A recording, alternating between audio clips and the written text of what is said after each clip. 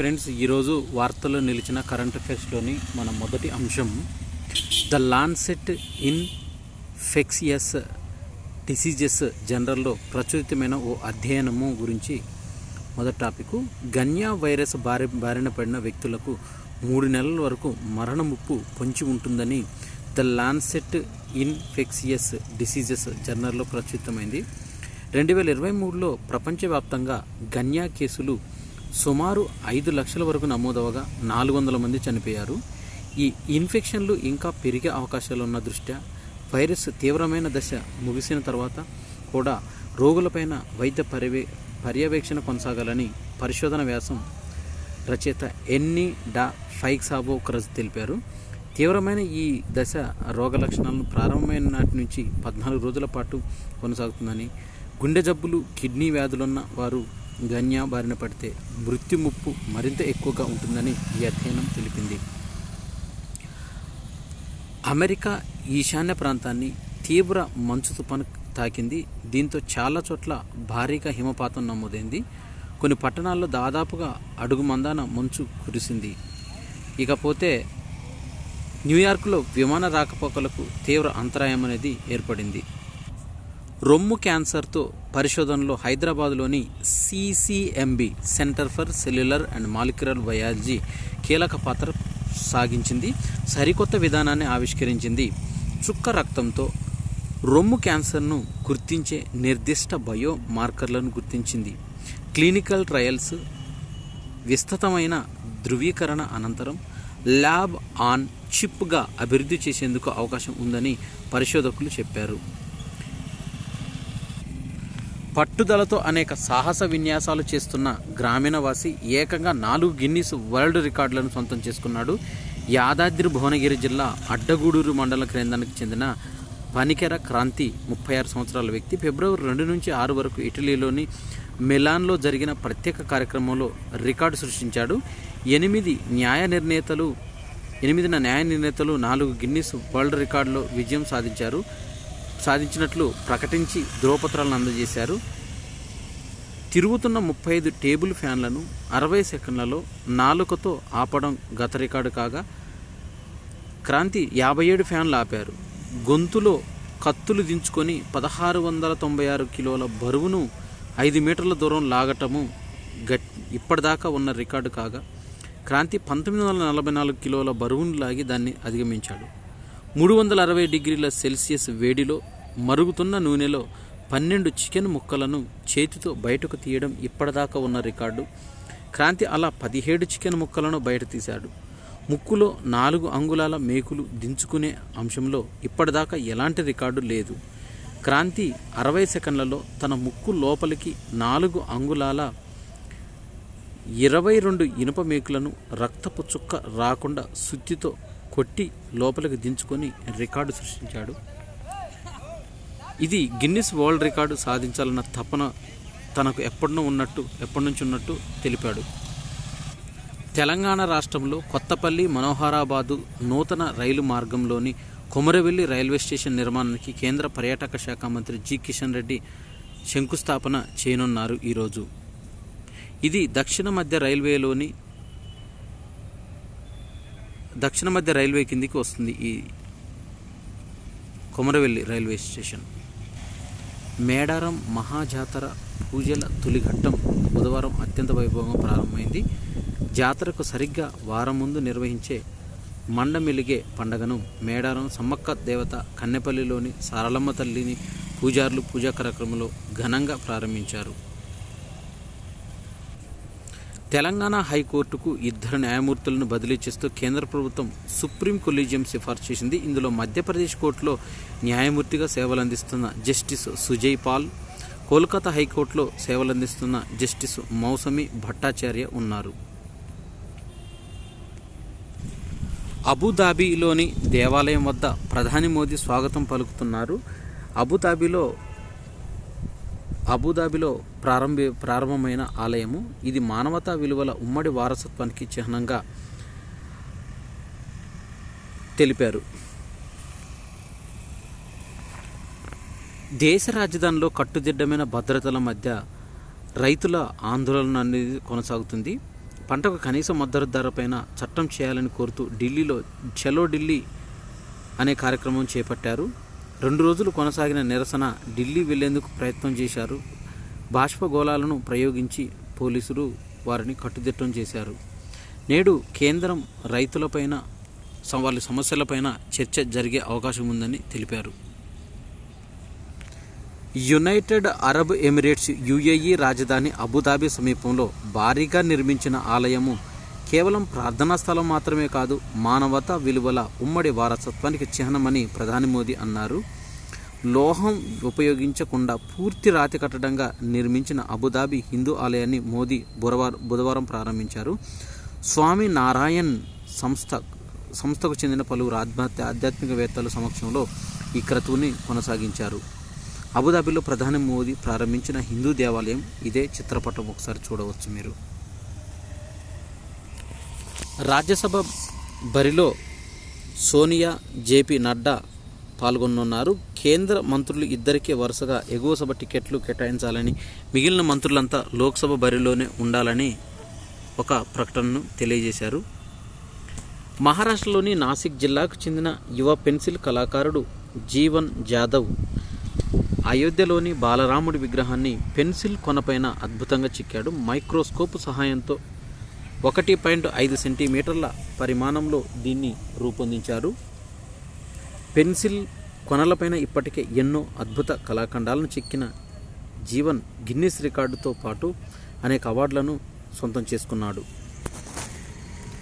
కేంద్ర ఎన్నికల సంఘం ఈసీ కమిషన్ అనూప్ చంద్ర పాండే బుధవారం పదవి విరమణ చేశారు.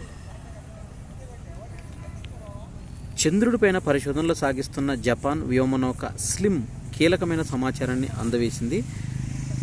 అక్కడ 10 శిలలను విశ్లేషించిందని, తాము ఊహించిన దానికన్నా కీలక డేటాను పంపిందని వారు తెలిపారు. ఈ నెల స్లిమ్ వ్యోమనౌక గత నెల 20న చంద్రుడిపైకి దిగిన సంగతి మనందరికీ తెలిసిందే. ఇండోనేషియా అధ్యక్ష బరిలీలో సుబియాంతో ముందంజ ఉన్నారు. ఇండోనేషియా ఈ సుబియాము 72 ఏళ్ల సుబియాము శీఘ్ర గణనలో దాదాపు 57 నుంచి 59% మధ్య ఓట్లు సాధించారు. వసంత పంచమి సందర్భంగా బుధవారం సుమారు 43 లక్షల మంది భక్తులు ప్రయాగరాజ్ వద్ద గంగానది పవిత్ర సంగమంలో వారు స్నానాలు చేసినట్టు రికార్డు సృష్టించారు. భారతీయ పరిశ్రమల సమాఖ్య సిఐఐ ఆధ్వర్యంలో తెలంగాణ వ్యవసాయ విశ్వవిద్యాలయంలో ఈ నెల 16 నుంచి 18 వరకు అగ్రిటెక్ దక్షిణాది సదస్సు జరగనుంది. వ్యవసాయ అభివృద్ధి, భవిష్యత్తు కార్యాచరణ, రైతుల ఆదాయం రెట్టింపు, వ్యవసాయ రంగంలో వస్తున్న మార్పులు తదితర అంశాలపైన ఈ సదస్సులో చర్చిస్తారు. ఐటీ ఎగుమతులు, ఎలక్ట్రానిక్స్ ఉత్పత్తులకు సంబంధించి తెలుగు రాష్ట్రాల్లో 2 కీలక కేంద్రాలకు కేంద్ర ప్రభుత్వం పచ్చజెండా ఊపిందని కేంద్ర మంత్రి జి కిషన్ రెడ్డి వెల్లడించారు. బాసర జ్ఞాన సరస్వతి పుణ్యక్షేత్రము మనకి ప్రతి ఏటా వస్తున్న వసంత పంచమి సందర్భంగా చిన్నారులందరికీ అక్షరాభ్యాసం అనేది చేస్తూ ఉంటారు. ఈ సందర్భంగా నిన్నటి రోజైన ఫిబ్రవరి 14 రోజున వసంత పంచమి వచ్చిన కారణంగా తెలంగాణ రాష్ట్రంలోని చిన్నపిల్లలకి నిన్న అక్షరాభ్యాసం చేయించారు. 7,646 మంది చిన్నారులకు అక్షరాభ్యాసము చేశారు బాసర జ్ఞాన సరస్వతి పుణ్యక్షేత్రంలో. ప్రధాని నరేంద్ర మోదీ 2 రోజుల అబుదాబి, దుబాయ్ పర్యటన ముగించుకుని బుధవారం సాయంత్రం దోహా చేరుకున్నారు. ఖతర్ పాలకుడు షేక్ తమీమ్ బిన్ మహద్ ఆల్ థానీతో జరిగే కీలక సమావేశంలో మోదీ పాల్గొంటారు. ఇరు దేశాల నడుమ చారిత్రక, స్నేహపూర్వక సంబంధాల పురోగతిపైన అగ్రనేతలిద్దరూ చర్చిస్తారు. భారత్, యుఏఈల మధ్య కీలకమైన సమగ్ర ఆర్థిక భాగస్వామ్య ఒప్పందం కుదిరిన నేపథ్యంలో ద్వైపాక్షిక వాణిజ్యము 2030 కంటే ముందే $100 బిలియన్ చేరుతుందని ఆశాభావాన్ని వ్యక్తం చేశారు. నీతి ఆయోగ్ మాజీ ఉపాధ్యక్షుడు అరవింద్ పనగడియా నేతృత్వంలో ఏర్పాటైన 16వ ఆర్థిక సంఘము ఢిల్లీలోని జవహర్ భవన్లో తొలిసారిగా భేటీ అయింది. ఇందులో కమిషన్ సభ్యులైన అజయ్ నారాయణ్ ఝా, ఏని జార్జ్ మాథ్యూ, సౌమ్య కాంతి ఘోష్ పాల్గొన్నారు. వీరు డిసెంబర్ 31న కేంద్ర ప్రభుత్వం విడుదల చేసిన ఆర్థిక సంఘం విధి విధానాలపైన చర్చించారు. తదుపరి వివిధ భాగస్వాములు రాష్ట్ర ప్రభుత్వాలు, స్థానిక సంస్థలు, కేంద్ర మంత్రిత్వ శాఖలు నిపుణులతో విస్తృత స్థాయిలో సంప్రదింపులు జరపాలని నిర్ణయించారు. ఆర్థిక వనరులు సంబంధించిన పూర్తి స్థాయిలో విశ్లేషణ జరపాలని, ఇందుకోసం వివిధ రంగాల్లో నిపుణుల సేవలను వినియోగించుకోవాలని తెలిపారు. అయితే ఈ ఆర్థిక సంఘం 2025 అక్టోబర్ 31లోగా నివేదిక ఇవ్వాల్సి ఉండగా దీని సిఫార్సులు 2026 ఏప్రిల్ 1 నుంచి 5 ఏళ్ల పాటు అమల్లో ఉంటాయి. అమెరికా అంతర్గత భద్రతా మండలి అలెహాండ్రో మెయోర్కాన్స్పై పార్లమెంటు కాంగ్రెస్ దిగువ సభ అభిశంసన తీర్మానాన్ని ఆమోదించింది. దిగువ సభలో స్వల్ప మెజార్టీ ఉన్న ప్రతిపక్ష రిపబ్లికన్లు ఈ తీర్మానాన్ని 214-213 ఓట్లతో నెగ్గించారు. పశ్చిమ బెంగాల్ జైళ్లలో గత 4 ఏళ్లలో మహిళా ఖైదీలు 62 మంది చిన్నారులకు జన్మనిచ్చారని, అధిక శాతం మంది తాము గర్భవతులమన్న విషయం జైలుకు రాకముందు తెలుసని కోర్టు సహాయకుడు తెలిపారు. అయితే కొందరు మహిళలు ఖైదీలు మాత్రం పెరోల్పై వెళ్లి వచ్చిన తర్వాత గర్భవతులయ్యారని తెలిపారు. కస్టడీలో ఉన్న మహిళలు గర్భం దాల్చుతున్నారంటూ వచ్చిన ఆరోపణలపైన గత వారం సుప్రీంకోర్టు విచారణ చేపట్టింది. గుజరాత్లోని ఖావ్డా రెన్యూవబుల్ ఎనర్జీ పార్కులో 551 మెగావాట్ల సామర్థ్యంతో కూడిన సౌర విద్యుత్ ఉత్పత్తి ప్రారంభించినట్లు అదానీ గ్రీన్ ఎనర్జీ లిమిటెడ్ తెలిపింది.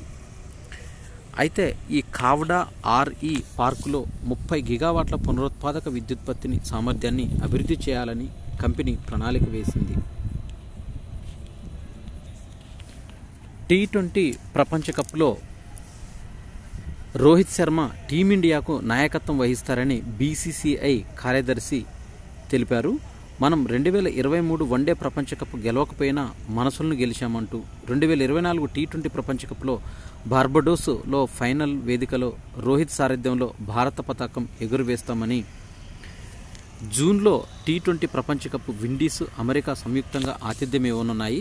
అయితే ఇక్కడ జరిగిన ఓ కార్యక్రమంలో సౌరాష్ట్ర క్రికెటర్ సంఘం స్టేడియం పేరును BCCI మాజీ కార్యదర్శి నిరంజన్ షా స్టేడియంగా మార్చారు. 10 మీటర్ల షూటింగ్ ప్రపంచ కప్లో భారత షూటర్ పతాక వేట కొనసాగుతుంది. 10 మీటర్ల ఎయిర్ పిస్టల్ జూనియర్ అమ్మాయిల వ్యక్తిగత విభాగంలో స్వర్ణ, రజతాలు భారత ఖాతాలోనే చేరాయి. 8 మందితో తలపడ్డ ఫైనల్లో దేవాన్షి ధామా 240 పాయింట్లు, లక్షిత 238 వరుసగా తొలి 2 స్థానాల్లో నిలిచారు. ఈ ఏడాది ప్రతిష్టాత్మక చెస్ ఒలింపియాడ్ నిర్వహించే హంగేరీ రాజధాని బుడాపెస్ట్కు కేంద్ర క్రీడల మంత్రి అనురాగ్ ఠాకూర్ జ్యోతిని అందించారు. చివరగా 2022లో జరిగిన ఈ పోటీలు భారత్లోని చెన్నైలో జరిగిన సంగతి తెలిసిందే. అయితే ఈ పోటీల సందర్భంగా చెస్ ఒలింపియాడ్ జ్యోతి సంప్రదాయాన్ని భారత్ ప్రారంభించింది. ఇప్పుడు ఈ పోటీలకు తర్వాత వేదికైన బుడాపెస్ట్ దీన్ని స్వీకరించింది. బుధవారం స్థానిక ధ్యాన్ చంద్ జాతీయ స్టేడియంలో జరిగిన కార్యక్రమంలో అనురాగ్ ఈ జ్యోతిని ఫిడే అధ్యక్షుడైన ఆర్కాడీ వోర్కోవిచ్ బుడాపెస్ట్ ప్రతినిధులకు అందజేశారు. ఈ కార్యక్రమంలో భారత చెస్ దిగ్గజమైన Vishwanath Anand, Hungary grand master Judit Polgar కూడా పాల్గొన్నారు. ప్రో కబడ్డీ లీగ్ సీజన్ 10లో భాగంగా దబాంగ్ ఢిల్లీ జోరు కొనసాగించింది. బుధవారం జరిగిన హోరాహోరీ మ్యాచ్లో ఆ జట్టు 45-43 తేడాతో తమిళ్ తలైవాస్ పైన విజయం సాధించింది. ఇక ఈ మ్యాచ్లో జట్టు తరపున ఆకాష్ 10 పాయింట్లతో రాణించాడు. బెంగాల్ వారియర్స్ 26-29తో పునెరి పల్టన్ చేతిలో ఓడిపోయింది. ఆఫ్ఘనిస్తాన్తో వన్డే సిరీస్ శ్రీలంక 3-0తో క్లీన్ స్వీప్ చేసేసింది. బుధవారం జరిగిన చివరిదైన మ్యాచ్లో మూడో వన్డేలో లంక 7 వికెట్ల తేడాతో ఘన విజయం సాధించింది. మొదట ఆఫ్ఘాన్ జట్టు 48.2 ఓవర్లలో 266 పరుగులకు ఆలౌట్ అయింది. ఇవి ఫిబ్రవరి 17, 2024కు సంబంధించిన కరెంట్ అఫైర్స్. ఈ వీడియో నచ్చినట్టయితే లైక్ చేయండి, షేర్ చేయండి, కామెంట్ చేయండి. నా ఛానల్ సబ్స్క్రైబ్ చేసుకోవడం ద్వారా నేను చేసే వీడియోస్ అన్నీ మీకు నోటిఫికేషన్ రూపంలో వెలువడతాయి. Thanks for watching.